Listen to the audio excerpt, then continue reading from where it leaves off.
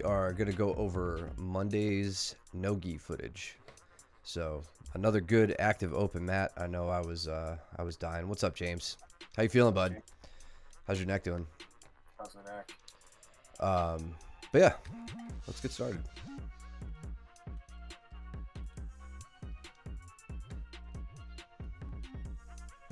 Duncan was bringing the heat again. Yes. I think he gets these constant reminders from Cole. What's up, Steven? He gets these reminders from Cole to just jam your shoulder into your opponent's face. Yeah. And I was definitely on the receiving end. For real, man? Like a long layoff, or are you concerned about future grappling? How did I get that takedown? Oh. Slow Uchimata from kneeling. Kyle and Cole. That was a fair attempt from Kyle. I like that he pushed forward on that and didn't just like stick his leg out to try to get the Casoto. What's up, Duncan? What's up, dude? Cole with an arm drag, almost around to the back. Gotta shift his hips out here. Kyle took a little bit of a dangerous move, I think. We saw somebody do this during the last stream where they I think it may have been Camden against Luke, where they take this last ditch attempt on a single leg, but your opponent's already around the back. All you're really doing there is isolating your own arm in back control. You're basically giving them the arm trap, and then in Kyle's case, falling to the side with the arm trapped, which is pretty bad news. Yep. Right on, man. Keep us posted. Hope it's obviously we hope it's good news.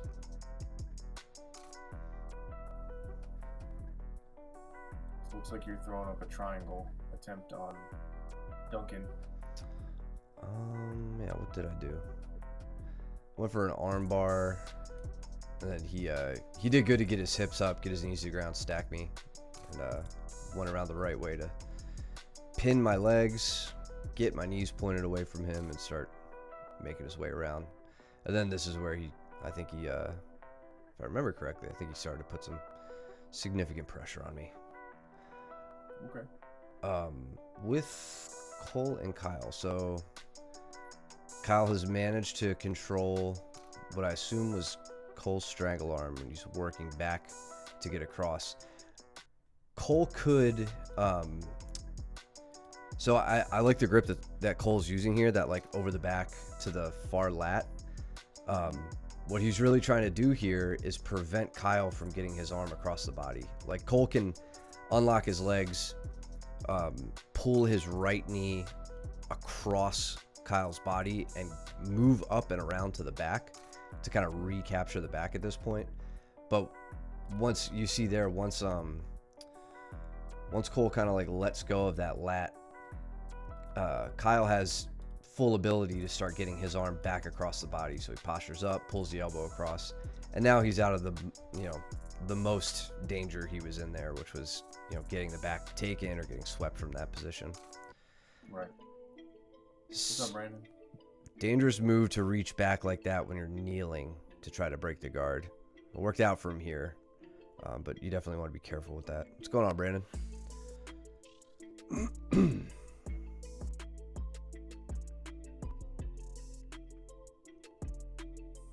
I think we're going to start seeing Austin be a real menace on the feet. Yeah, he definitely wanted to stand with me. We did another takedown round yesterday. Oh, did you? Yeah. I think he's really starting to focus in on some. I don't want to blow up his spot here and give away any secrets he's working on, but I think he's really focusing on some specific takedowns that will eventually work well for him. Just how we saw him develop his triangle game, he's gonna really develop a few takedowns at a time. Yeah, he went for that low single on me that we went over in class. Mm-hmm. Nice. He just dropped straight down, I was tying him up top, and then he came around Obviously could continue to drive. Like I wasn't in a great spot, right? Like I was trying to build hip height, but I can't do that without my leg. So once he captures my ankle like that, the more he drives into my knee and puts me down on my butt, the less I'm able to heist up. Yeah. But you can see he lifts up right here, and that's what gives me the opportunity to start driving back into him. He feels that and winds up pulling guard. Yeah. And I think I've mentioned to him a lot, like, and we talked about it on the last stream, like mobility of the hips is going to be key on a lot of those finishes. Yep.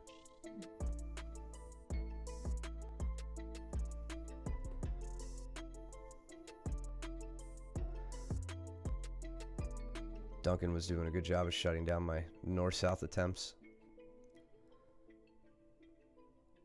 So Kyle's been off the mats for quite some time and then has recently come back. And his side control in Kesa is very strong, like always has been. And it looks like he's picking that right back up where he left off. He just has a very good pressure about him when he's sitting in side control. Mm-hmm. And I like how he was going for, again, so this week, I don't know if you have it up. Yeah, so we're on side control week. This is, again, right inside of his wheelhouse when he cuts into that Keisugatame position. It's not easy to get out of that. Yeah.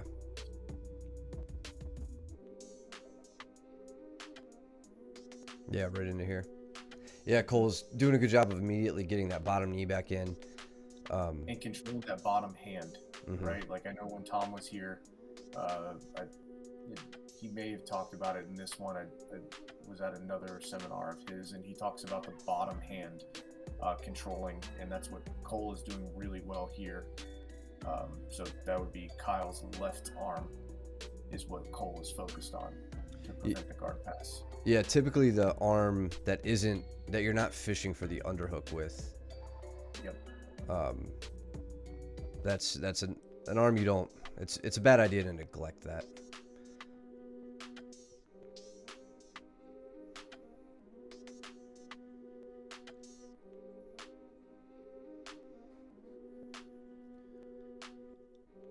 I want to spot what Duncan did to me here. So it's a mount position, trying to isolate an arm. Really good frame in the hips. Gets me off balance. I completely lose my mount there. Oh, and then yeah, he had this killer wing sweep on me. I think this was it. And so his right leg is in your right leg or right thigh. Yeah. Nice. So I'm completely loaded up over, like my hips are right over his hips. Let's see it in slow-mo. I like his grip over my back to where I can't deload my hips. I mean, it would take a pretty hard hip switch for me here, but I think he's doing a good job at like tangling my legs up. Like you could see his top leg here. It's kind of hooking into my leg. Like he's using a real sticky hook that I can't just kick out of very easily. And you can see he's pushing off of his bottom foot here. Mm-hmm. Rotating through, flinging me by, keeping a good upper body grip the whole time until he gets to top position. Like he stays on me and then changes, his position from there. Really, really solid. Very nice.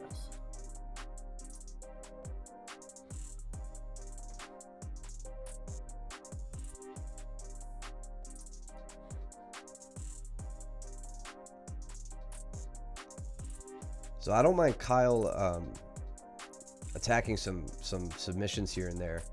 But yeah, working from half guard here, he's going to be much better off trying to get his legs free. Maybe I shouldn't talk too soon. Yeah, like he's pretty deep. Like Cole's got him in half guard here. So going for the Americana from here, I just don't see a world where that gets finished, Yep.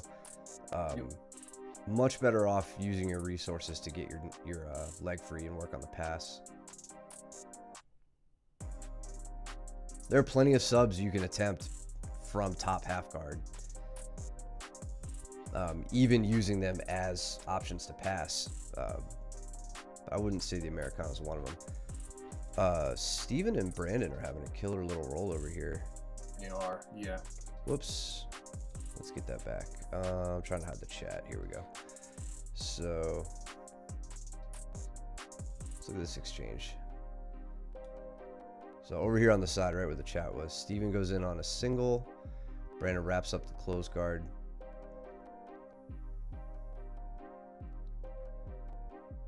Controlling the posture really well. Digging for arms or legs. And Steven just seems to be holding on right now.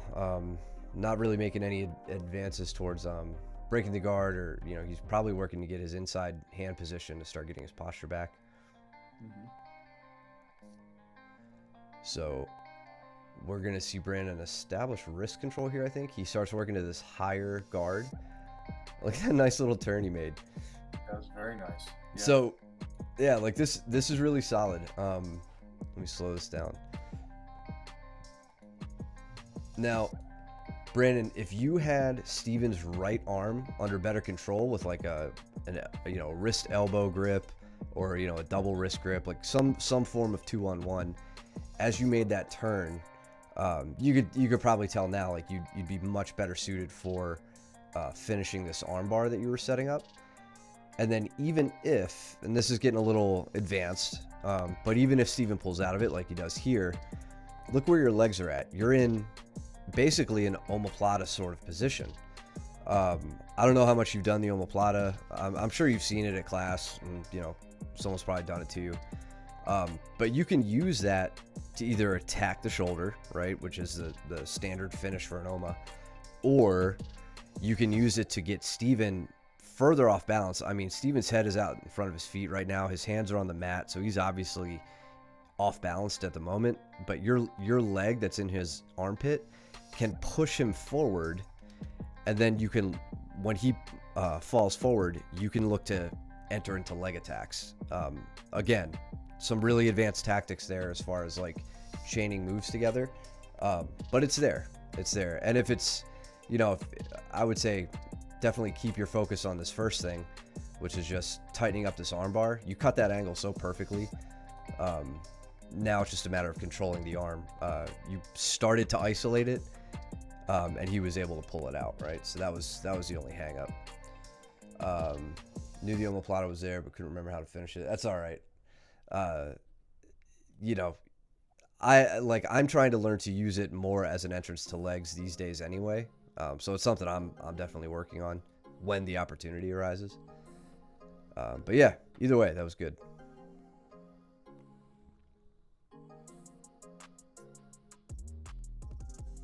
Love seeing these little jumps in the proficiency of these moves. Austin in a dorsal Kimura position here. In a bit of trouble. Yeah, so this is like old school Danaher Kimura break, right? Like, yeah, I don't know. Talk through it. So this is something that's really funny. So when you get into this dorsal position, it's really common for somebody to lock up their arms and to tuck their elbow. So you can see that Austin's left elbow is down by his hip. So it's not like I can just put my knee down onto his hip. So what I wind up doing is I switch my hands. So you'll see me switch from right hand through to my left hand. Will shove all the way through here, and I slide it down his hip, and I start opening up his bottom elbow, and then I can kneel on it, and then from there I can just use my posterior chain like we talked about last week to open up the grip, and then get his arm behind his back and start finishing more from here.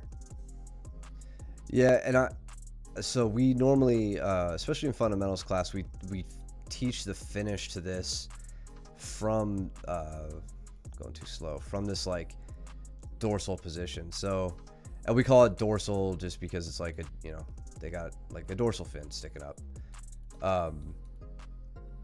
We get to about here, and let's just assume Austin keeps his hips on the ground, and we talk about taking the knuckles behind the plane of the back. Your partner taps, that's it. But here I really like the way you finished this, where you put him back down, you keep control over the shoulders and the head, and then we can't see some of the finishing details here, you know, where we could talk more about like a pulling finish on a Kimura versus the push of the, you know, pulling the elbow rather than pushing the wrist, things like that. But pinning them to their back and tucking the arm behind their hand and finishing with pressure on the elbow is a really, really solid way to finish this move. And it does take the I'm sorry, it takes the what Austin does here, where he heists his hips up. If he heisted up and got his hand back in front of his hips by moving his hips, then he takes away the pressure of the Kimura, right? Put a guy on his back, he can't do that. Any sort of bridging he does just exposes the back, which puts his knuckles further behind the back. So there's a real value in finishing the Kimura with the guy on his back rather than on his side. Yep. I feel like it's more controlling, and even when you get up to training with bigger folks. I mean, you and I have rolled together where, like, you know, the fortunate times for me where I've gotten out of that position, or I've at least stalled enough, you're yanking my arm up and my hips are coming up. Like I've refused to go to the back, or like tried really hard to prevent it, and it bought me enough time to like wiggle my way out. Yep. But yeah, once you're back there, it's pretty bad news for you at that point. Cole made his way to the back again on Kyle.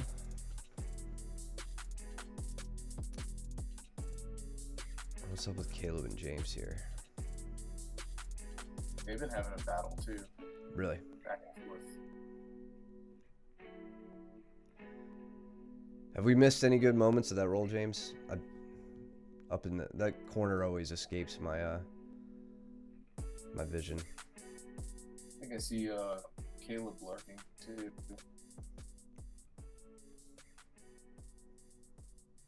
It's just too good for the chat today. Yeah, Yes. whatever, dude.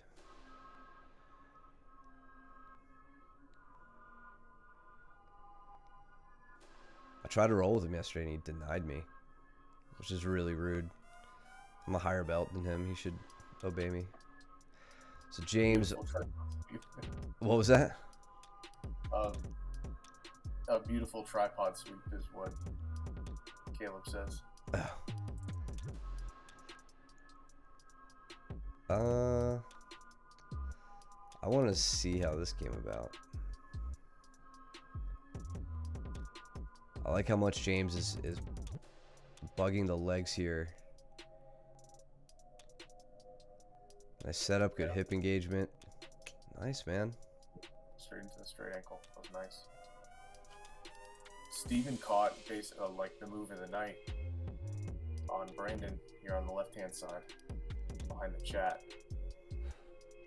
So he's going around into north-south. He actually captures the arms different than I do, but just as effectively.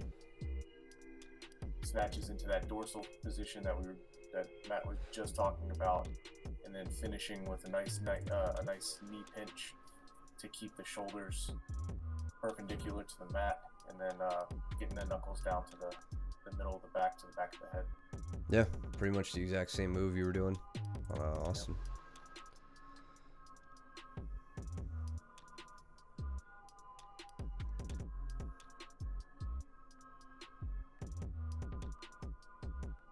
You and Dunk.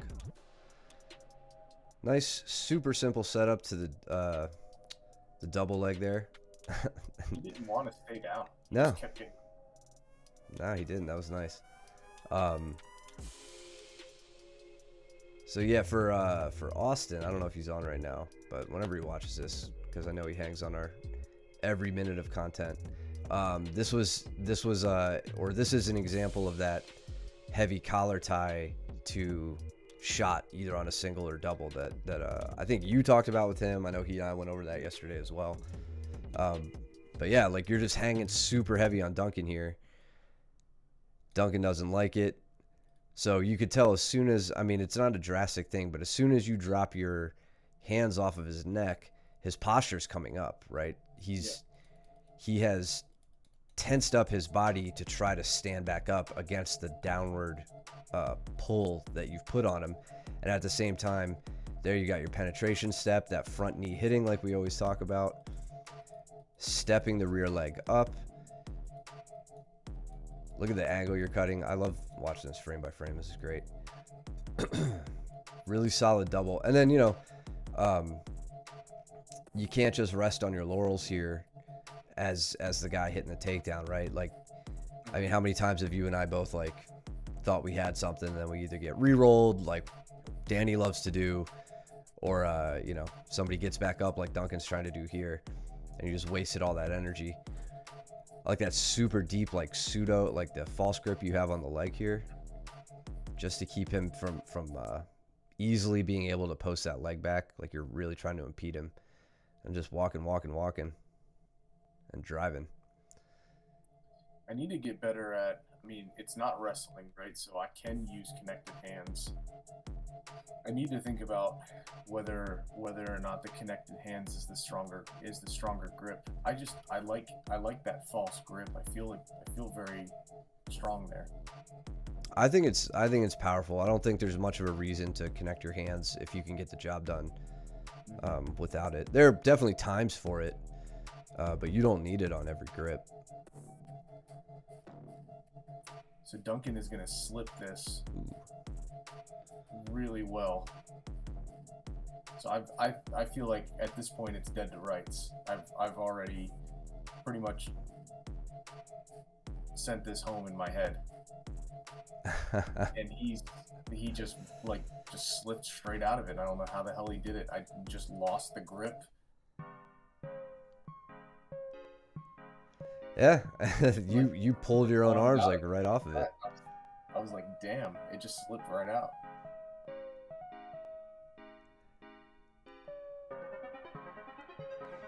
Yeah, and then he was quick to get up. Yeah. Danny had a nice little takedown on Kyle here a second ago. Good. Great counter takedown. So Kyle going for, maybe you could call this like an Osoto Gari, except it's with the outside leg, not the inside leg, because he's coming very deep across the knee here.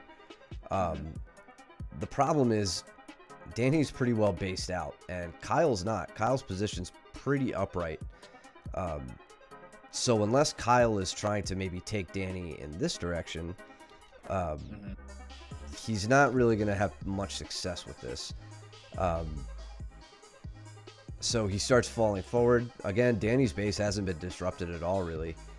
And Danny can guide this roll down, or guide the takedown down, and manage to get top position. Danny's probably... What was that? It looks like an Uchimata, right? Like, kind of. Well, he doesn't like heist up. He doesn't heist up Kyle's. Well, maybe he does. Kinda. Yeah. It's like Kyle falls around his leg, but very similar. I didn't even think about that. Really similar to an Uchimata. I was gonna say, I mean, having some recent rounds with Danny, I think he's probably one of the best counter wrestlers we have who doesn't have a wrestling background, Yeah. And who's not a black belt.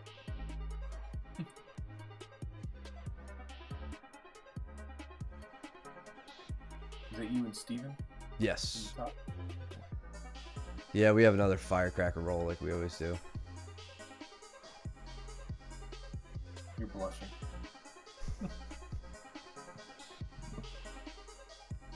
I mean, it's normally him just attacking the shit out of my legs. At least it feels that way.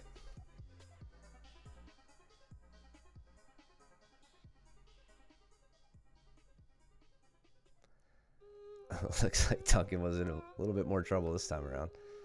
Yeah. So he got out of that arm bar. Oh no, but then he stacks into you, and you recover. Yeah. Into I tried to go for the regular, the standard triangle, but he actually does a really good job of putting pressure down on my left leg, how he's driving down. Yeah. And so I decided to switch over to the Hantai, the wrong way triangle. You're on a solid angle there, trying to dig even deeper. His shoulder was dropped very far down, so I knew I had to control his left arm. And so since his left arm went kind of made an angle backward, I just allowed it and just guided it back. Yeah. And grabbed his elbow to send home the Kimura.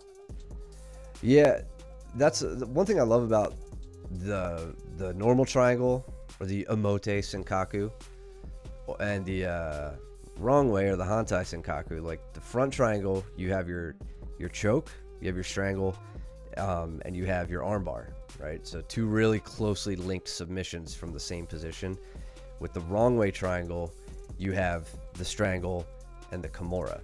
Like you never are without a second option from those positions. Steven, I don't remember the takedown or what happens, so I feel like you subbed me after the takedown. I can't remember now.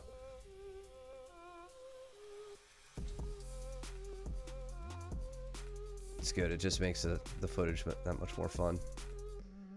Can't remember what happened to me 2 days ago. Yeah, right. Everything's an Easter egg.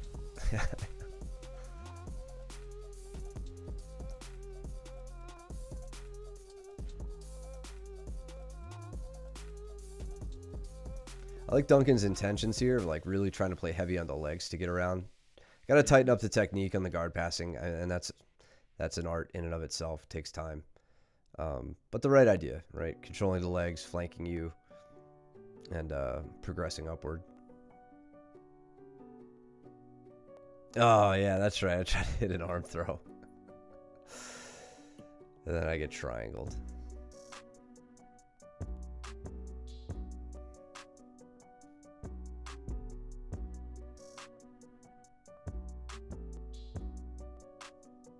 Oh, no, I think I tapped to the armbar, actually. Or am I just totally misremembering everything? I don't know. Yeah, there it is. It's funny because I hit Danny with that arm throw on the last stream when we were doing a takedown round. I hit it way late into the round where we were both really tired. I hit an arm throw on Austin yesterday in a takedown round, late in the round where we were really tired. And for whatever reason, I thought I could get away with it here with Steven early into the open mat, early into the round when he's fresh and, isn't going to just fall over. Right. And that's what happens. So that's why you really got to be able to read your opponent. You got this. Is this a Anaconda? Yeah. Yes. So cool. We actually don't get to look at too many Anacondas. I feel like everybody darces more than Anaconda. So for the uninitiated, the difference here is from this front headlock, the darce that we all know and hate. This arm would be the one feeding through under the armpit first, then over to the neck, and that's standard. That's a darce or an inverted arm triangle or an inverted katagatame, whatever. A lot of different names for it. With the Anaconda, you've got the right arm instead going under the neck first and then out to the armpit. So darce is under the arm, out to the neck. Anaconda is under the neck, out to the arm. And then a great finish on this. You talk through it. It's your sub, your move. You're better at this than I am too. I suck at Anacondas. I like them. There's just little things that I've done. So a lot of people, when they're taught to do it, lock up the rear naked choke grip right here where I am. Like technically, I could have done that. But the trick is I have to get Duncan on his back here. I wouldn't be able to finish this myself. I wouldn't be able to finish this from this position. So I need to turn him over to where we're both on our backs. So the only way that I can turn him over is to disrupt his base with his right elbow. And I do that not only with my left forearm that I'm coming in front of his tricep, but I use my left knee to block his elbow. And then I'll dive under and roll through to get us both flat on our backs. So you'll see my knee come up, my head tuck, and then I roll over here. And now I'm pretty much free to start locking up my hands. Now the problem is that Duncan's a strong dude, so as soon as I start to move my hands upward like this, his right elbow is going to try and break my grip open wide. So one way that I can measure this or mitigate that risk is by bringing up my left leg to capture his elbow. So you'll see my left leg come up, grab his elbow, and pull it up above his head. And now I can make my grip. And then I'm gonna curl my body into his chest here for the finish, or for the strangle. There.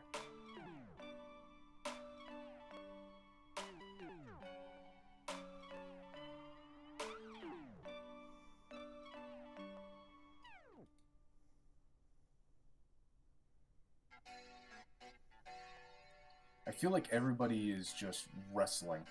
Yeah. For startup, like for stand-ups. At least on Monday, I just kept feeling like everybody wanted to stand and bang. Like that was like the way that everybody wanted to go. Yeah. And I was totally cool with that.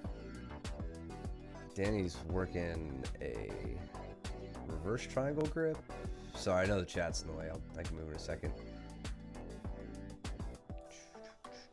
So over here, he's migrated to the side of the mat here with Kyle.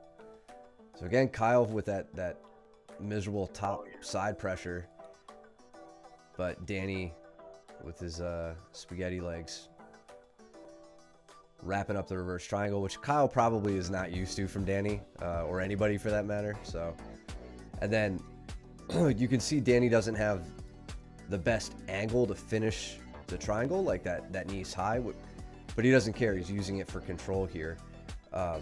So instead of focusing on the strangle, he decides to go for the free arm. And it's difficult to see, but it looks like an inverted. What was that? There's a straight arm lock on the left arm. Is that what you're saying? Yep. Nice. The Udigatami. Yeah, are you talking about locking up that triangle, Steven? Like the reverse triangle from side? I think you may be talking about the takedowns and the standing. Oh, maybe, yeah.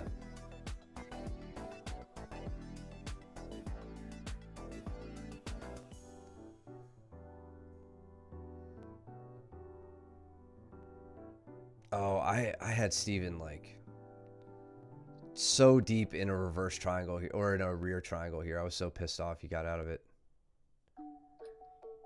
Like I took my time so much. Yeah. I took my time so much on the mounted triangle position, and he like hikes up, tries to sneak out the back here. Like big bridge, you know, gets my hands planted, turns his whole body, but I kept in on the head. And I'm like, yes, finally what I really want, or what I'm really good at. I locked it up. And we were here for a good while, and I don't know, he snuck his way out somehow. I was thinking about this, you know, as I laid in bed that night, couldn't sleep because I didn't strangle him. I think here, from this position, like, I focus a lot on trying to use my hips to get somebody back to their back and their butt, so they're down. But I feel like I might actually be able to finish this in the same way we've talked lately about the 10-finger guillotine, or like the mandible strangle, where we're tucking somebody's chin into their chest.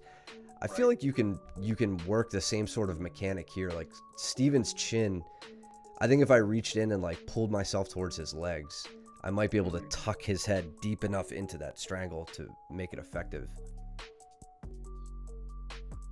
Or it's just wishful thinking, and I just need to get better at not letting that shit happen.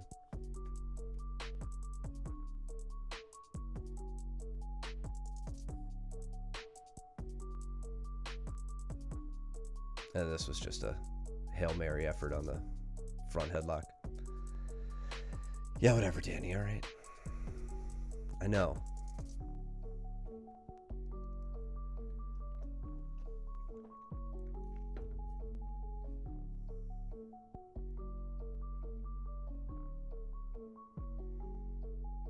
You and Caleb. Dude, this was a miserable round.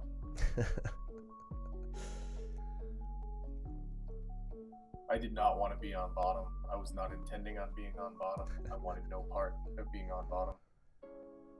Yeah, I'm sick of all these bigger guys coming into class and holding us down.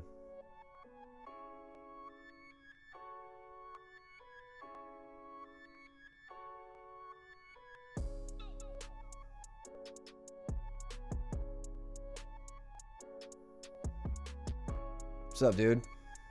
What's up? Just in time for you rolling with Matt.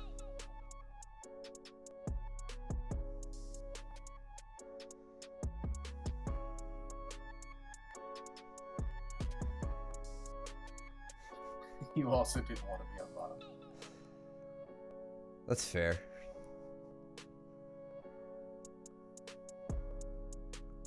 Oh. Say, like, I knew it was coming, but man, that elbow trap, like, he hit me with that overhook, and I couldn't get out of it. Like, I couldn't shake it. Yeah, and like, I feel like the last thing that you have to worry about here, like, when he's got this upper body control on you, it's all about your legs. And like, because right here, you're done. Yep. Right? Like, he's got you there. You're going over. So like, if you know he's about to sit through on this, like maybe try to time it and jump the leg, you know, like, or step over. And you know, I say it laughing because I know that's a tall order, but he's already locked up everything up top, so it's like, all right, got to make sure I don't get tripped. Yep. New guy coming Monday, maybe. Yeah, we'll see. I don't know. Some of these new guys you've brought, Joe, I haven't seen them back. So Danny and I think Duncan over here. I saw this earlier. All right, Duncan pulls to like a half guard, and Danny doesn't care. I think he's going for a Darce. So I thought there was like a front headlock here he was working, but it doesn't play out that way, and he ends up working to like the dorsal position here. Okay. Yeah, I thought he was maybe cranking on a headlock or something, but really, really good. Just a good illustration. I mean, we've seen it a few times tonight, but how important it is to control the head and the shoulders with the knees. Like, tight knees around this, you might feel like you have a narrow base or something, but the guy has so little lateral movement available to him that you could kind of take that compromise. And there we saw Danny finish it without putting Duncan to the back, like Mike did with Austin earlier. But look at the depth of Duncan's knuckles once Danny gets the arm over. Right. Yeah, there's a really, really acute angle here in the elbow. Danny's not holding it out at a right angle. So that's going to put a lot of tension on the shoulder. He gets Duncan's knuckles down to like the shoulder blade. So definitely a tight position. I feel like it's the way that Luke likes to finish those. Definitely. Yeah. Tale of two genders. At least people are coming once. Yeah, that's important. I'm always happy to see some new faces here anyway, even if they end up feeling like it's not for them. At least they got out and tried. And yeah, you can all spam text Luke and ask him if there's a class or open mat on Labor Day and make sure he sends out an email. Austin knows what I'm talking about. Austin, who has currently got me in a very deep triangle, or the makings of a very deep triangle.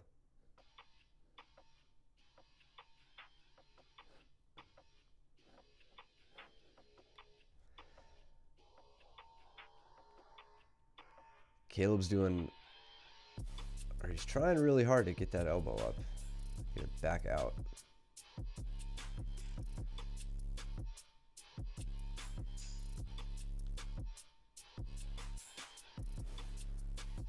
Stepping around in this modified mount.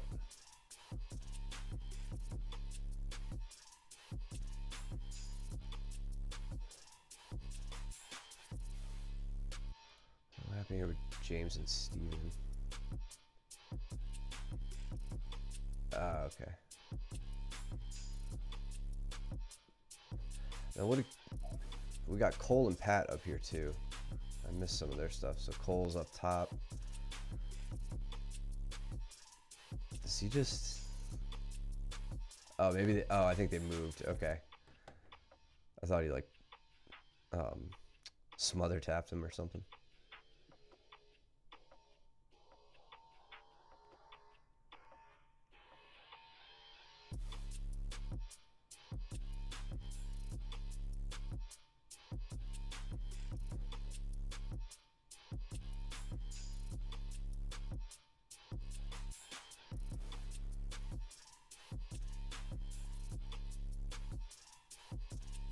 A quick note with Austin and my role. So I'm playing really heavy over Austin's legs right now. Like he's got this double shin inside position on me, which, you know, I'm not gonna recommend people hang out there too much. Like I feel kind of safe there balance wise. I was also, you know, I had a hand down on the ankles, disrupting grip and everything. But notice what I do with my left leg here. I'll get to that in a second, Joe. I pull that leg in and across. So we talked about, in gi, we talked about when you can't break grips, you can work to negate them.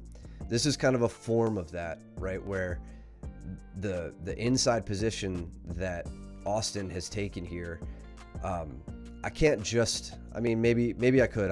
For whatever reason, I wasn't just like stepping out of it or disengaging. I was trying to stay heavy, trying to control the legs. And any influence that he had with that inside leg, I try to negate it by pulling my knee in, and I start lowering my level and controlling his legs from there. Now I've got to contend with a half guard, and you know, with kind of a butterfly half guard here. But I'm not having my base disrupted like I was before that. So I managed to pin his knee back down. His knees are pointed away from me. I know which way I'm going to go to pass. I'm going to go behind him, but he turtles up, so I go to take his back. And then from here, it's onward to the submission. But just that little note about guard passing, trying to negate those hooks. Not grips like in gi, but the inside position that maybe you don't always win, you know? So, do you guys have a checklist you go through for side control, bottom position, and top position? What do you think?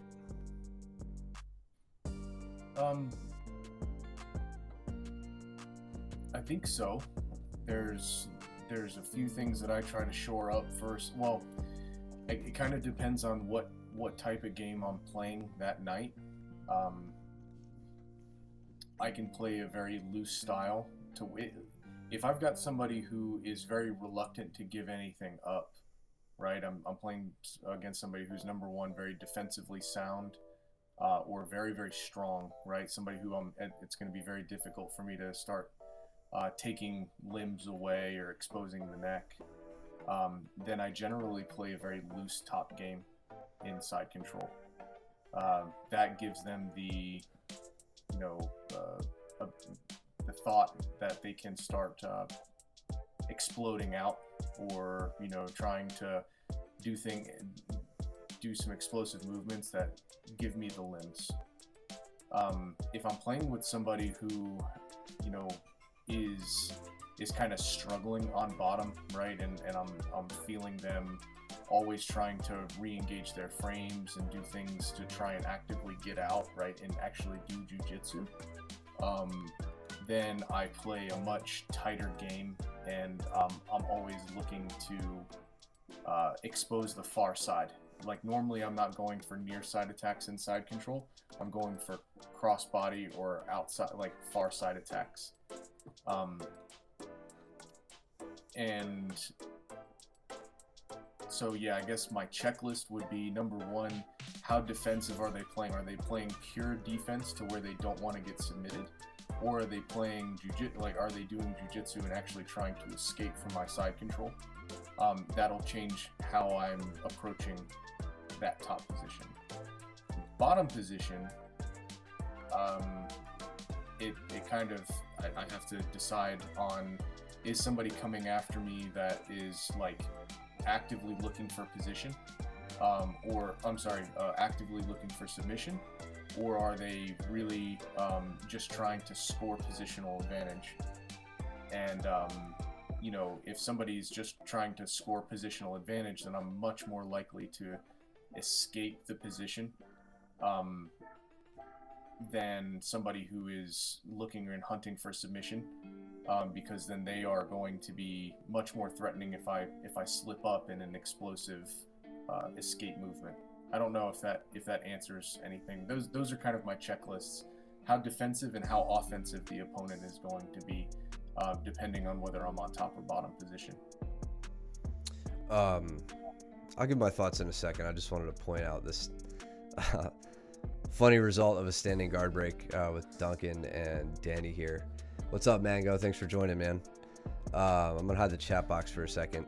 So you guys know how much I love pointing out standing guard break stuff whenever I see it. Here, Duncan, who's been working these a lot, both from the bottom position in preventing them and from top position and getting out, kind of takes his time here standing up to tall posture. And this is a good example of the danger of that, right? As soon as we get to our feet, we want to stand up nice and tall, put some pressure on the ankles and start breaking out. If you stay down too long, right? Danny's adjusted his guard up top. Now it's going to be really difficult to stand. And if you can, it's going to be difficult to stand upright. If you continue to stand on your feet and Danny can control your posture like this, he controls the hands, takes you up and over, bonks you on your noggin, and nicely lets you get up from that. So yeah, when you guys are working the standing guard break, got to make sure as soon as you get up, you stand up right here. You stand up nice and tall before Danny has a chance to do that to you. As far as my thoughts for the side control, yeah, happens to the best of us, man. As far as side control goes, like when I'm on bottom side control, my checklist tends to revolve around my frames. As far as like, I don't know, it's hard to say a checklist, just because to me that implies kind of a serial, this, then this, then this, then this. When they're just things I'm constantly checking for, which is like, are they actively isolating an arm? If they are, I have to address that. If they're not, if there's just a lot of heavy pressure, all right, what frames do I have available to me? If there aren't any, where do I start? Can I get my hip frame in?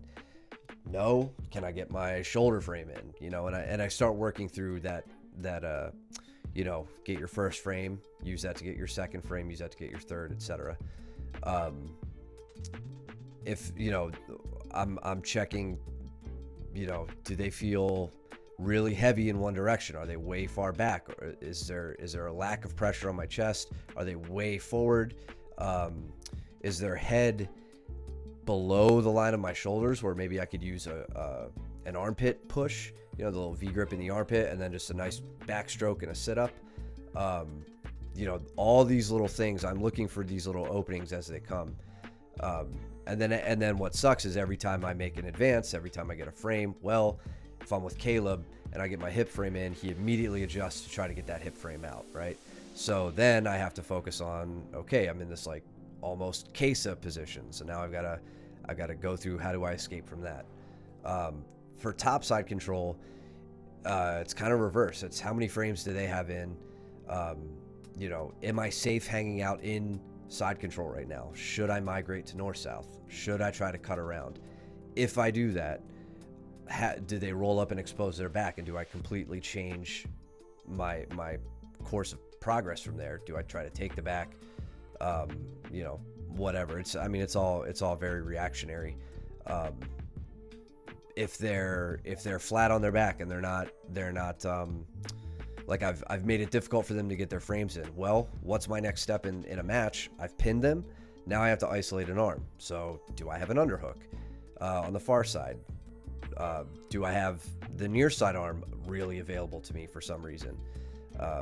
All those little things. So that's kind of the not so much a checklist, but just like this ongoing like criteria that I'm evaluating, just in no particular order, unless it's like, you know, unless I'm like into a routine like I get into on back, things like that. So super complicated answer from both of us, I'd say, but Yeah. that's how it be. Yeah. Yes. The one way I like, as you were talking about building up your frames, one way, Joe, to possibly think about it, Danner has a really good way of explaining this by just calling out what's called inside position, right? So inside position versus outside position. Inside position wins, and when you're in side control on the top, you inherently already, so you have 5 methods of gaining inside position. You've got 2 legs, 2 arms, and a head, right? By being in top side control, you've already secured that you have inside position on your legs, right? Because your legs are inside or above the hip line of your opponent's hips. So you've already got dominant position there. The next things that you have to make sure of is that your head has to stay on the inside position. Once it migrates outside, then you're inherently off balance and your partner can start disrupting your base. Your hands have to be on the inside position, meaning that normally you have, you know, an arm underneath your arm, and then your arm is underneath your opponent's head, and then your other arm is going to be out, like underneath their body, and you get underhook, right? So you're underhooking the head, underhooking the arm, and your head is tucked nice and tight, which means that you basically on top side have all 5 parts of your body on the inside position. When you're on bottom side control, you've lost all inside position. So you are trying to actively get back to, you know, all 5 inside position. Do you need all 5 in order to escape side control? No. But you need to have more than what your opponent has. So you need to have at least 3. So that's where when Matt was talking about, and this is what triggered it, when he starts talking about building frames out, getting an arm in to start freeing things up. What happens next when you start getting your arm in to free up? We talk about getting the elbow on the inside position. That gives you two parts of your body that are now on the inside. Tucking your head on the inside gives you 3. Now you can start working to get inside position with your legs and getting back into a guard. Solid answer. Getting back to we got last 30-ish seconds of this round. I'm noticing Caleb here getting caught in your half guard. So let's see, because he TP's up here really high, like he or tripods up rather, with you hanging on that knee, and I don't know, my thoughts on this, like, Caleb, I don't think you should be tripoding up this high with your hips until your knee is free. Like, use the weight and the pressure over Mike's hips from like a standard half guard position with your hips down. Use that, and your free hand, whatever, to get your knee free. And then once you're dealing with getting your foot free because your knee's safe, that's where I think that tripoding up like this is going to be more effective. right? And now you've got to worry about Mike grabbing on your head if you get your hips too far over Mike's hips, or if Mike sneaks his hips underneath you, you might be getting swept here. So focus on getting your knee free first before you start making any moves like this. I think if that had gone on for another 30 seconds, like, you may have lost position there.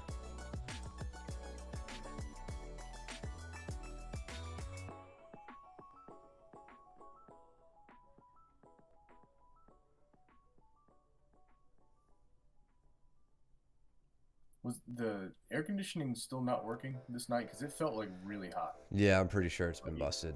Like, it freezes over and then doesn't do its job very well. You know what's funny is, like, people talk about rest rounds with, like, white belts and stuff. I feel like you and I had a rest round here, and like Totally. like we wouldn't have, I don't know, to most people watching, like, I don't think it looks like a rest round, like, because we're both pretty active, but we're just like not exploding and trying to murder each other in the same way everybody else tries to murder us or smother us. Right. So I'm like, I need a rest round. Let me roll with the brown belt. Like, I can't take a rest round with Austin.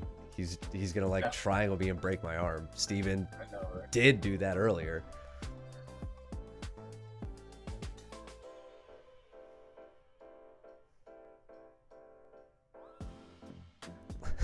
Look at Cole. I love how, like, upright Cole gets here, just shoving Steven's face down, trying to get this sweep. Yep.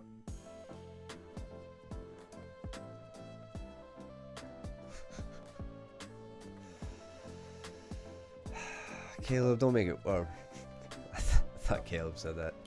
Joe, don't make it weird. You are, like, I don't know what the opposite of a restaurant is, Joe, but you are that. You're like, yeah, I'm gonna take it easy. I'm only gonna roll till I black out instead of black out and vomit. What happened here? Oh, did they move? Or no? No, I think nice straight arm. Yeah. Yeah.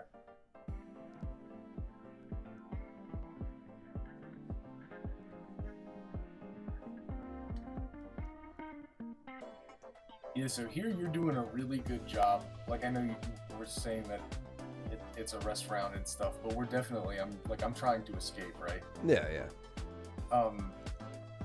You're doing a really good job of continuing to, like, isolate my head and arm to give me something to think about. And, like, when you crawl up my body like that and keep my shoulders pinned, I can't do a kipping escape.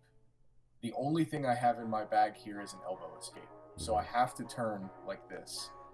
And when I turn like that, you're more than willing to allow me to do that so that you can take my back. Yeah, and I think I might be able to catch the end of it here. If I remember correctly, I was really trying to keep your elbow from getting to inside my knee. Like, it was inches away from my knee. Right. Because it, anybody well versed in the elbow escape, you have to get the inside position with your elbow inside of their knee. And if you know that, that's a great way to shut down the elbow escape and just prevent it from happening altogether. So as you were turning over that whole time, you were trying to dig your elbow in, and I think I had basically a same side grip, just pinning your wrist so that you couldn't get your elbow in. And then I started making my way up the back as I could. Exactly. Yep. That's exactly right. And right at the beginning of that back take, I felt like I had the strangle opportunity, and I just didn't. I think I got under the chin, but you grabbed my arm before I could, like, cinch anything in.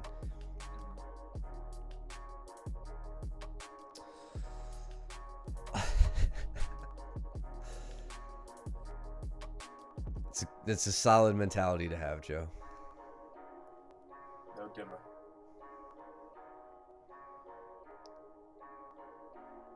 It's a nice pass by Steven. Yeah. But then Cole's been doing that shit to me too. Pinning that arm and getting me all tweaked out. as you hit the pass. Yeah, watch him with Steven's left arm. Yeah.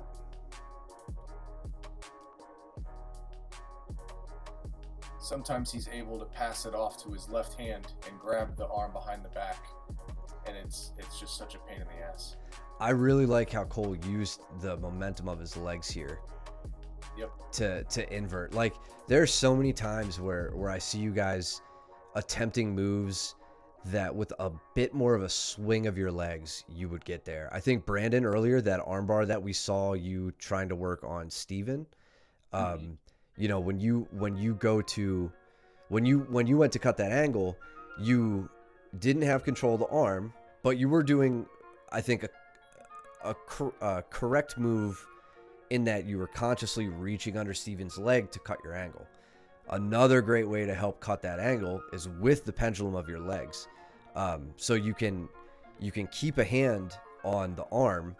You can still reach under with the other arm, but you can get up on your shoulders, kind of like how we saw Cole do here, and cut 90 degrees on that. So, like, got to get used to, like, look what Cole does here. I mean, he's not bridging, right? His hips are down. He's just flinging his legs up and getting to his shoulders. There's no initial bridge here. So you can watch, he just puts his hips down and kips up to get to that position. So that, you know, you hear us throwing around that word a lot, kipping, but it's the effective use of your legs to impart momentum onto the rest of your body. And while it didn't totally work out for Cole here, Steven was able to counter it and put him back to his back. You could tell there for a second he had really significantly disrupted Steven's forward advancement. Steven had just passed his guard. He almost got Steven really off balance with that. And then now he's starting to work back to a guard. I can't tell if he's in half guard or in side control here. What's going on with you? So you hit a big shrimp on me. I think you about captured my leg here. Yep. Iced up. Coming up, and then you underhooked my far leg. Yeah. And just came straight up on top again. I think that was the only way I was able to prevent you from turning that into a submission attempt.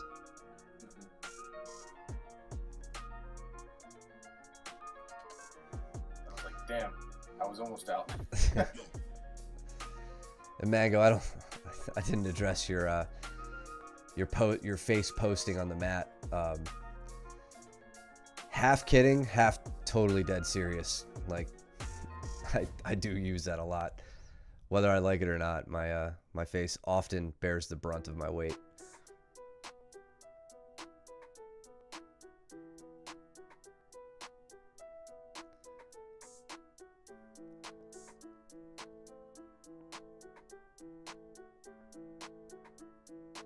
Steven's having a hell of a time getting around this guard right now. Oh yeah, you were super deep on this leg too. I was bummed I couldn't finish it. But... we just both locked up the figure. Well, you disrupted mine. Yeah, there, I get it. And then you were out, and then I had to slip the leg back in. And you had your feet crossed in such a way that I couldn't get the heel hook. Yeah, you were putting your feet together. That's what it was. You were putting your feet together. I don't think I noticed the time either. Like, I wasn't trying to wait this out. The threat was imminent. Let's see what happened. I feel like something happened with Steven and Cole. Does Steven get a guillotine here? Looks like a guillotine.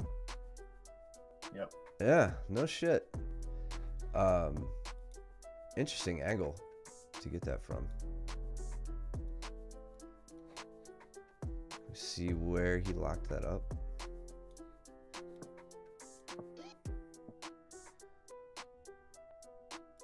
I'm passing. So yeah, it looks like he hits the a 5-finger hold, I'm assuming. Mm-hmm. Yeah, nice, man. Yeah, just because you use the threat of a submission to pass doesn't mean you can't actually finish the submission. Yeah. Really, really great example of that. That was solid. I'm surprised that you got the finish from that angle. Not obviously, it's not impossible.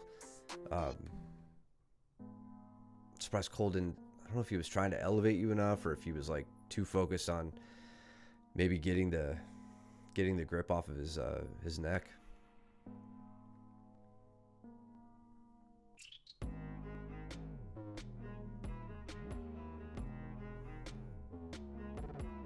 Like I almost would have opted to like let Steven pass at that point, you know, because I don't know if you could really finish the guillotine after you pass, you know, so be like, yeah, go ahead, get around me. I'm not sure.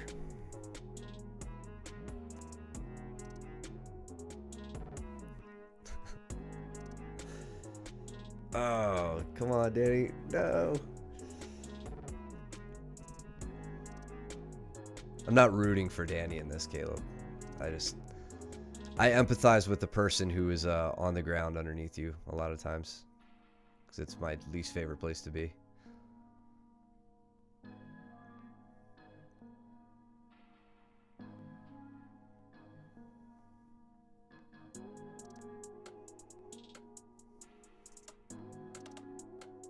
Oh shit.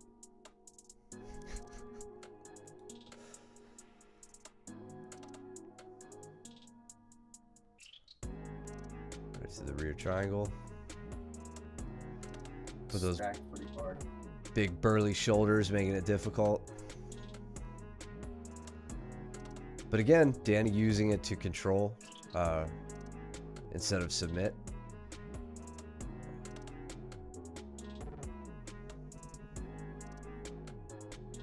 The Americana. Damn, countered with, like, swept him with the Americana and then finished it.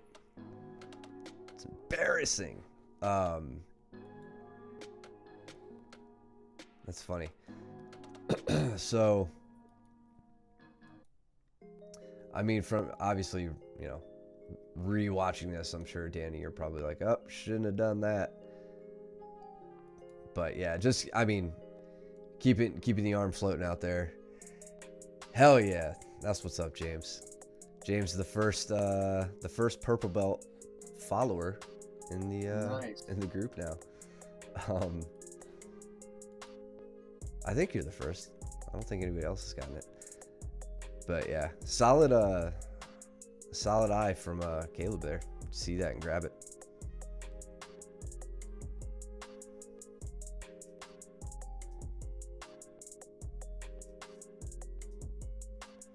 Who's Pat rolling with?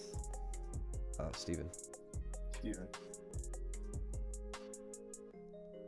Let's see how they got there. So Pat. Single. Pat shoots on a low single. Stays turtled up. Steven says, all right, I'm from Texas. Ride this bull. What a smart ass.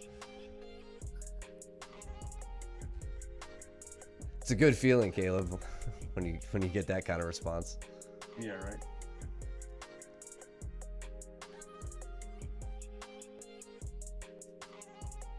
Steven literally just acted like he was riding a bull. So rude. Let's see.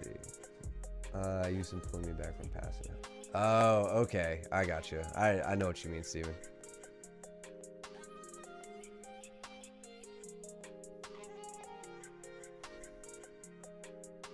Actually, you know what I'm gonna do? Just because this will make my job easier later. Got our thumbnail. Okay. Enough picking on Pat. So Steven works it into a rear triangle.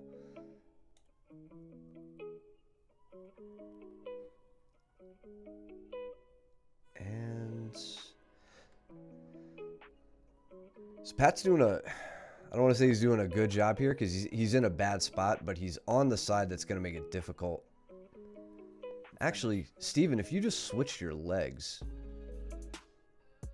because you're kind of, I mean, so you get it, right? I'm not going to take that away from you. Next time you find yourself in the rear triangle, right now you're kind of doing it in a wrong way, right? Or what we would call the wrong way. Your leg that's across is going under the armpit first. The leg that's on top of the shoulder, which in this case is your bottom leg, that needs to be the one that's going over to hit like a proper rear triangle. What you have here is definitely control over the arm. So I don't know if maybe if you hit more of an Americana finish or like a wrist lock or something from this. I don't think you have a strangle here. So yeah, I don't know exactly what you were looking for. Now I definitely can't see it. But yeah, I don't know if that was a conscious choice with your legs or not, but just something to look out for the next time you're in that position.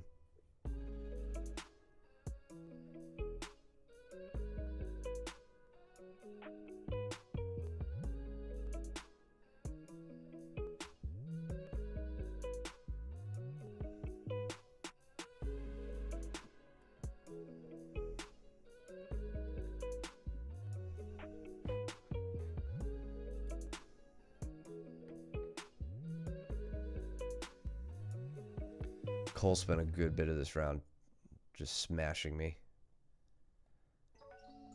I think at one point his rash guard, like he smashed his chest into my face and his rash guard like wrung out in my mouth. It was, I wanted to vomit so bad. Wrist lock, no, I didn't want to lose control. Yeah, and I had a feeling, shut up Austin. I had a feeling that's what happened. Like so many times when you're in that spot, like to switch your legs, even in like a regular front triangle, to switch your legs feels like such a dangerous thing to do control wise, even if it takes a millisecond. So I get it. You were like you were all the way across. You had a triangle, like a fully locked triangle there. It was just in the quote unquote wrong way. But yeah, I mean, you held it for control and then isolated the arm, which is like a great secondary option there.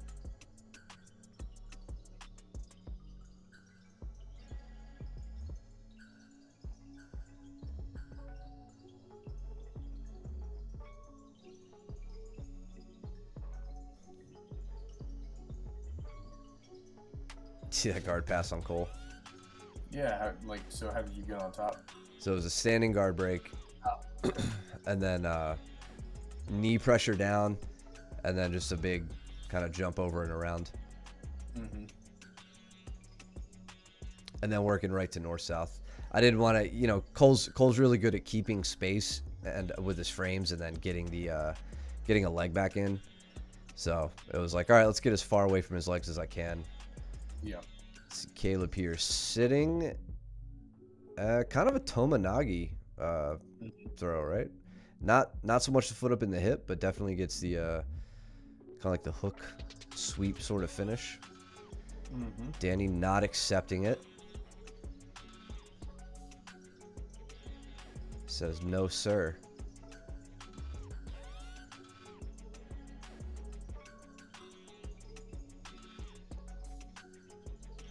I like what Caleb's doing here. Nice, Danny.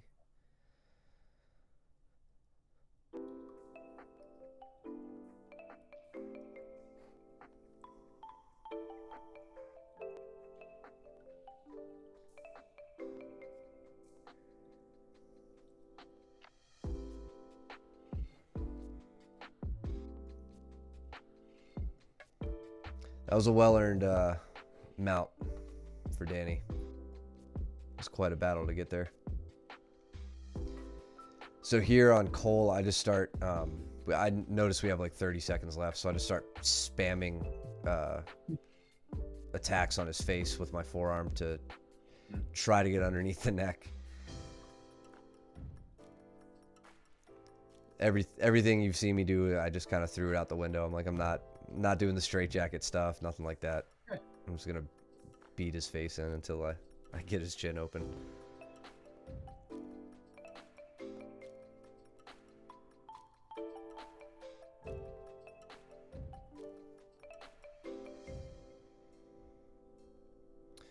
So I don't know how much of what I go over with Austin here was captured. We may have missed some of the initial stuff.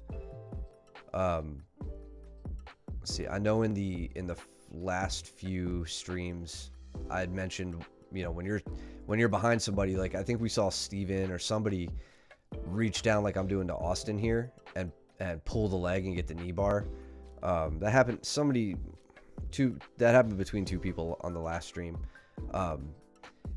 And I know we saw Austin try to sit through and roll somebody back when their head was way far forward and their weight was way out forward. So I talked about ways to take them down when you can't take them backwards and you're behind them. You can take them forward. So that's what Austin and I were going over here. And that's pretty much sums up the one of the two moves. Austin sort of cutting the angle on me, getting his knee in front of me, and then throwing me forward to where it makes it his leg makes it difficult for me to base out. So that's one way where you get the knee in front and you post up, and then there's the other way, which we did right in the beginning, where you step around and get this leg weave. So you can see, like, I hit an arm drag, I come all the way around the body, and I weave my leg in all the way to the far leg, and then I start sagging really heavy forward if I do it right. I don't remember if I did it well in this one. And I start sinking my hips lower and lower until I can get down and behind him. So I think I know I wanted to talk about that with some of you at class, definitely Austin. So that's what I had in mind last week. So let's see what Danny and Cole do here. So Danny taking a shallow shot on the leg, and that's what happens when you don't get angle on your shots and you get sprawled on. Caleb coming out with the fury.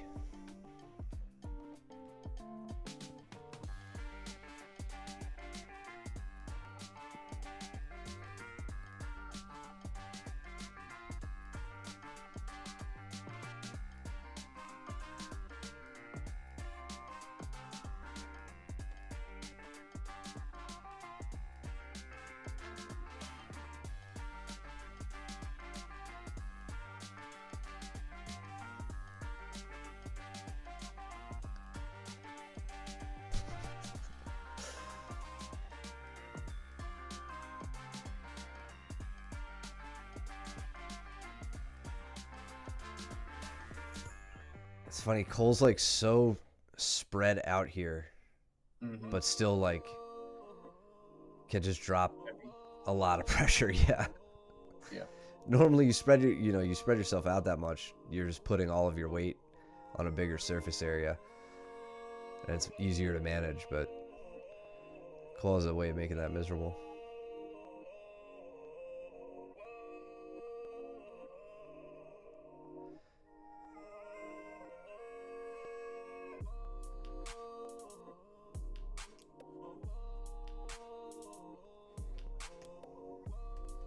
He's doing a really good job of disrupting Danny's mount escapes here as well. Kind of like what we were talking about when you and I were rolling with shutting down the elbow escape.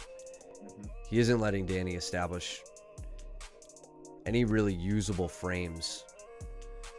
And then, yeah, here now, you know, with Danny, like the downside to the elbow escape is you can often leave your framing arm, you know, the bottom side arm that you're trying to sneak in. If you leave enough of a gap there for somebody to sneak their hand in, they could start working towards an underhook.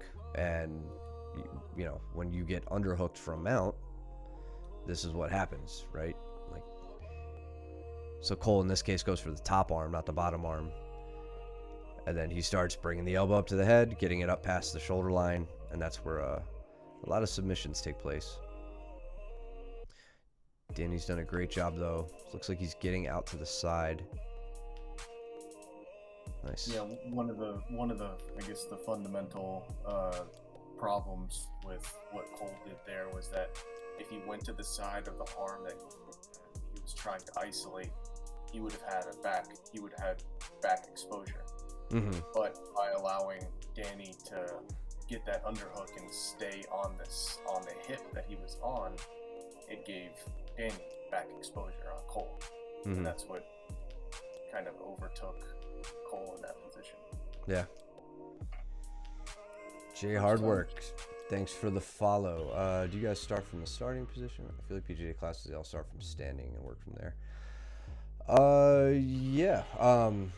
So if by starting position you mean standing position, I feel like they should all start from standing and work. Yeah. So a lot of, we do. I mean, really, it's up to the students. Like, you'll probably see some of the guys later on in the rounds, or I'm sorry, later on in the open mat when they're tired and the floor is sweaty and everything. They might start from kneeling. If someone's dealing with an injury, they might start from kneeling or sitting.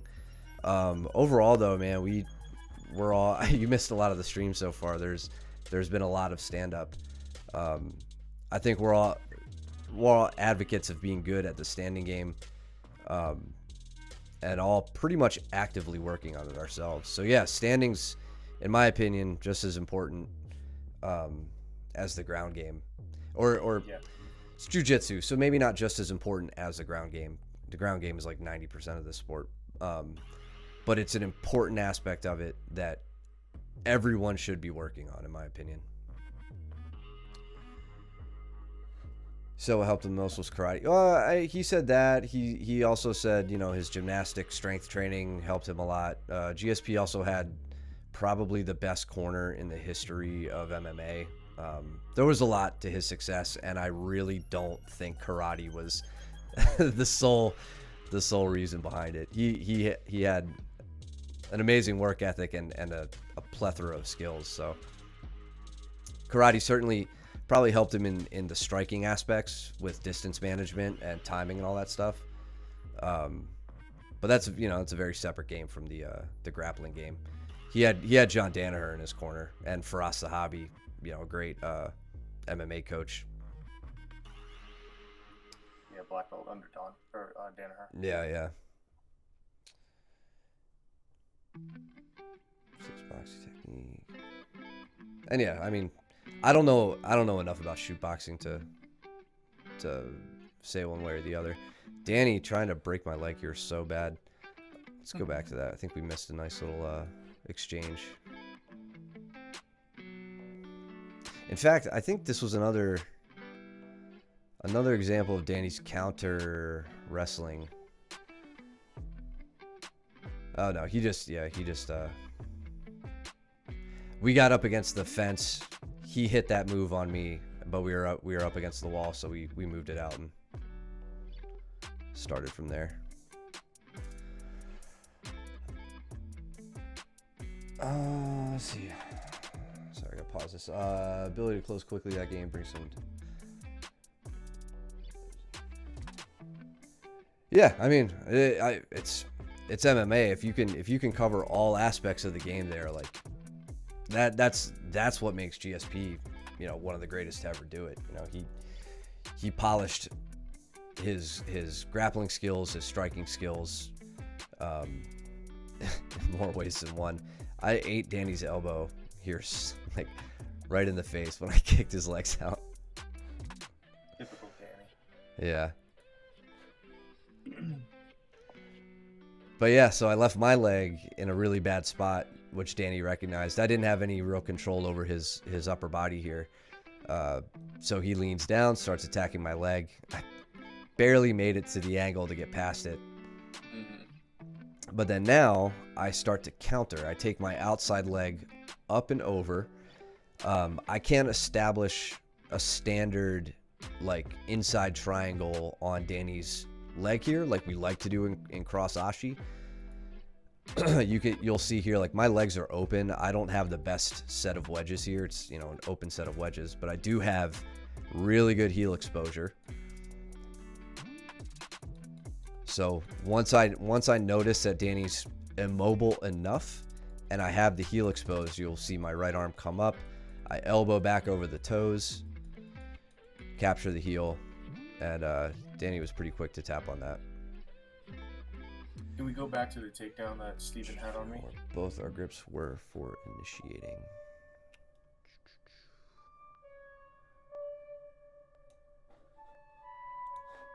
Yeah, so this is like what we went over, Steven, afterward, right? You're pulling with your right hand, you're pulling basically my neck and your head. You're pinching, with your right hand here.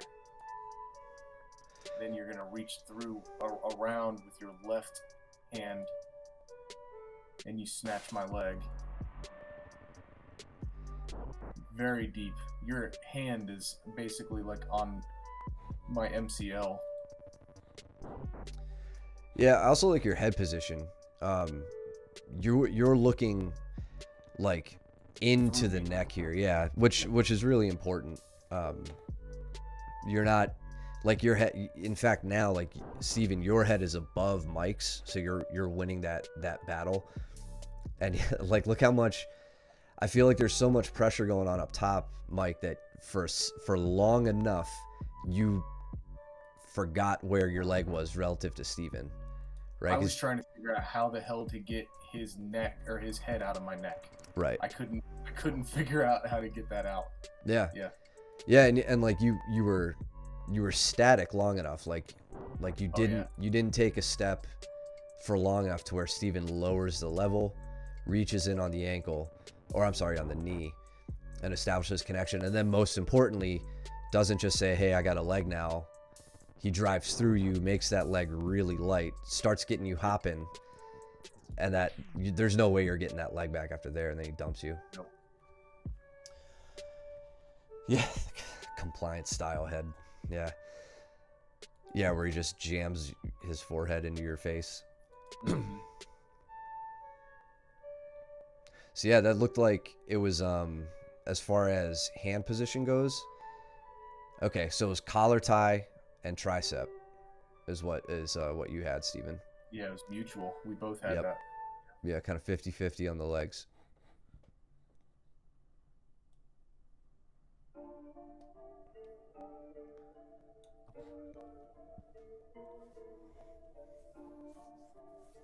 Is Jay Hardwork, is St. Pierre your favorite grappler, or I'm sorry, your favorite MMA fighter? Are you a big fan of the sport, or are you do you do BJJ yourself? You seem pretty well knowledged in the martial arts.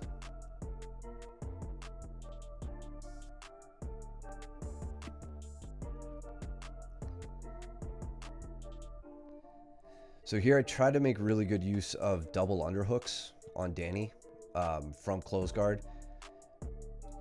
Something I only recently really started working with, but it makes it really difficult for someone to get their arms back down and work to frame your hips and try to get their posture back. And I think what I was trying to do here was hit a slide by where I could get my head. I would prefer my head on this side of Danny, but slide his arm over my head and work to the back take.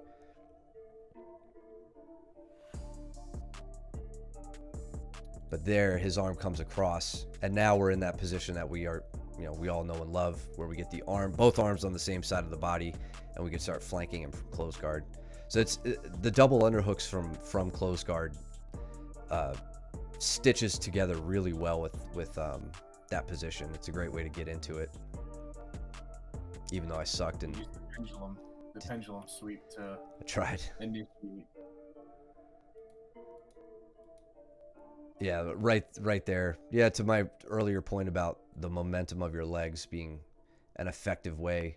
So we saw Cole doing it to go up and over Steven. Here we see it. I'm trying to use it to rotate underneath Danny. Mm-hmm. Looked like you were gonna try and grab that left arm of his. Yeah. And then now I had to get over that leg before he swept me. So it's a big jump and a hip switch.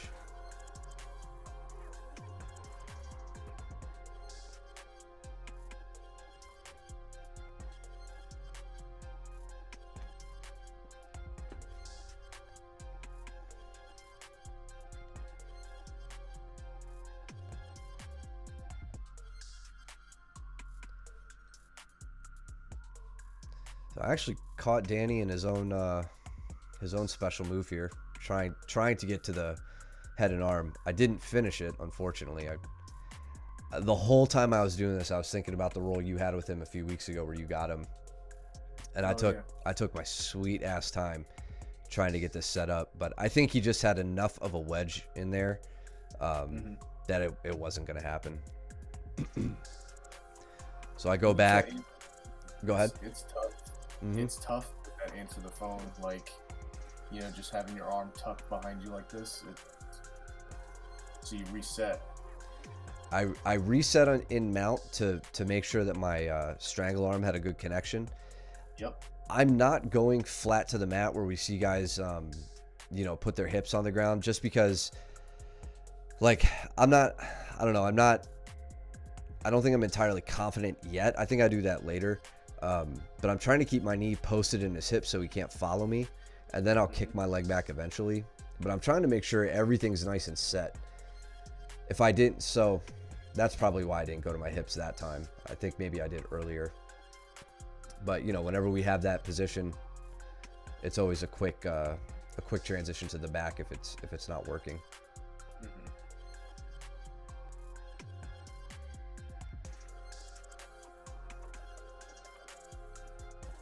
And my arms were pretty burnt out at this point, so it wasn't great for me.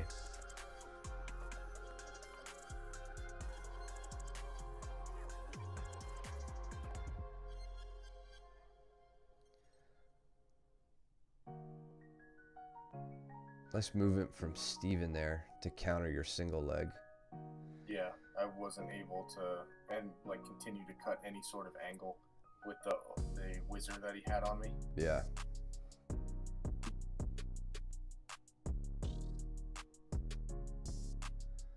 Seeing that now, I mean, I felt it too. I felt like it was I was trying to just snatch the leg and pick it back up, Mm-hmm. and there was no shot. It was a piss poor shot. Danny was talking so much trash here.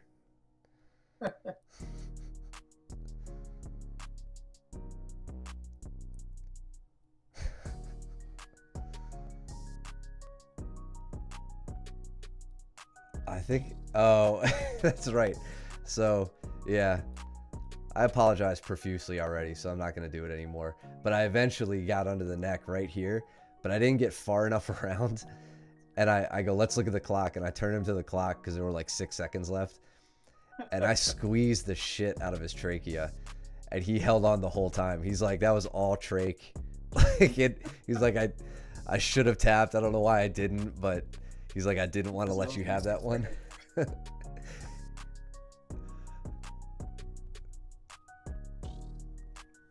And I think Austin and I do a takedown around here.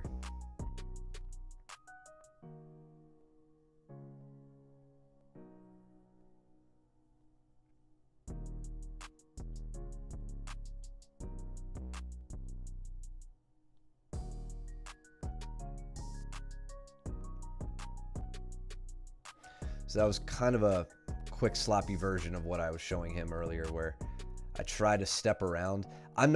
What I don't want anybody to take away from this is that I'm trying to weave that leg around and kick it out or wrap it up or anything. I'm really just trying to block his leg while I shuck him forward. There's a time and a place to hit that weave, and that move isn't it. You definitely said I shouldn't have. You were like, I shouldn't have held on or something like that. You may not have said I should have tapped, but you regretted it, and that's all. I got enough happiness out of it that way.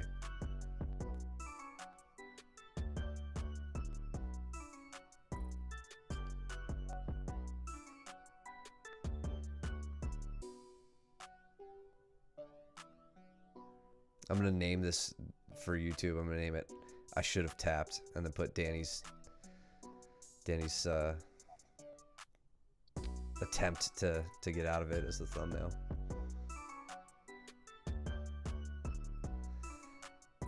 So you got you and Pat going too.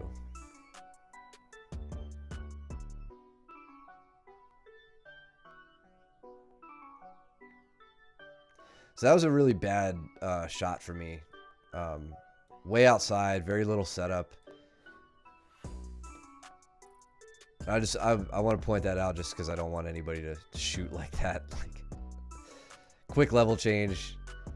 I mean, you could call it a sweep single, and I drive through on it, and it was effective or whatever, but not the cleanest setup.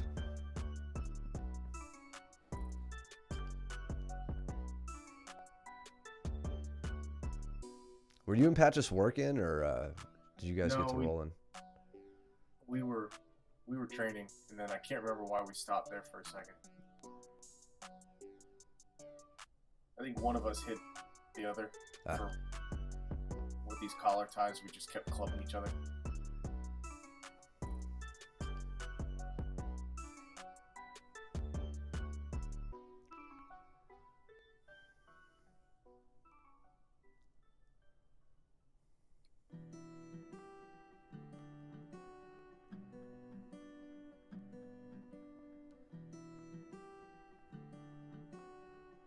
I don't know if Jay Hardwork is still watching, but this would have been the time to tune in if he was wondering if we do takedown rounds, right, or if we do stand up.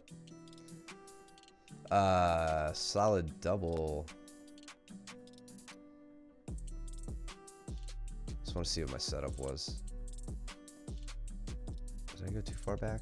Oh yeah. So actually, you remember Zach, right? Cole's buddy. He actually hit this setup on me a while ago, where he just kind of like he like comes in like he's gonna go for collar ties at your face, like just right up to your face, and immediately shoots low, and like it gets you to like just stand up and pull your hands up to respond. Yeah. So I threw that one in there. Let's see if I can catch it. Like it was a quick like up to the head, down underneath, driving. Nice.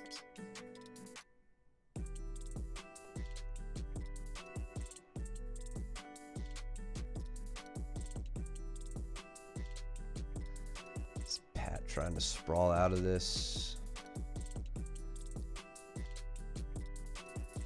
That was a really solid single from Austin here.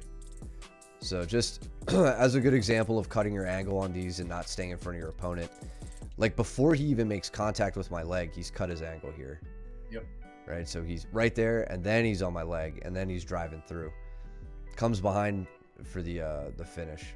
So that's Austin. That's like what I really want to see you doing as you're working single legs, making sure you're getting to these angles, not just shooting from the front and getting sprawled on. It sucks when you're a lighter guy too, because you got to wear your opponent's weight.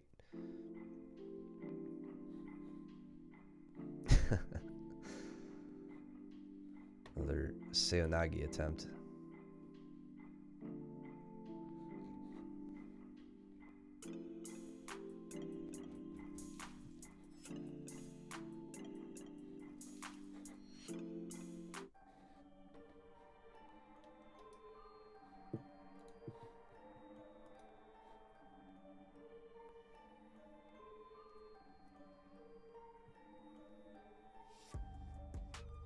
Yeah, I mean, the grip fight is one of the most critical portions of the stand-up game that we do, at least because we do it in such close proximity. We don't do a lot of long-range shooting. Yeah, it's kind of like, at least in Nogi, it's reminiscent of like Greco a bit, just because we're not great freestyle wrestlers or anything. Right. So we play this like really top-heavy grip game. And then throw the gi on, and we do our best to try to work our judo techniques. Mm-hmm.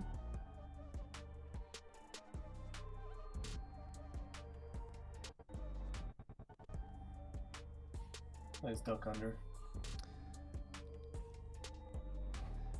And then for that takedown, so that was the takedown finish that we saw Austin trying to work on Steven last week. The sit through here. And I made it a point to him last night and share it with you guys. You could see there I do my first move where I try to take him forward. He's actually in like, well, 3-point position, his hands down. But I step around, I try to block his leg, I try to shuck him forward. It doesn't work. He moves forward, he reestablishes his base, and I take him backwards, right? So I was saying you guys should use this when your opponent is making it very difficult for you to go backwards. You try it, you fail, immediately switch and do the sit through takedown, right? So you could stitch the two together, do some chain wrestling there to get that finished. You don't have to totally stay committed to one or the other. I really like how Austin wrapped the leg up there at the end, using his left leg to secure mine and then driving through. Similar setup to like working from half guard, coming up from half guard. I think one round a night is a must for my training. It is, man. These these will make you puke.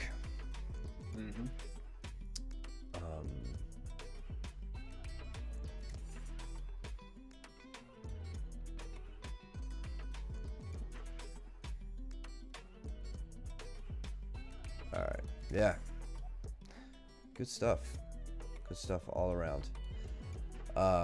Cool. Thanks for all the new follows. Appreciate it, guys. Thanks for joining us tonight.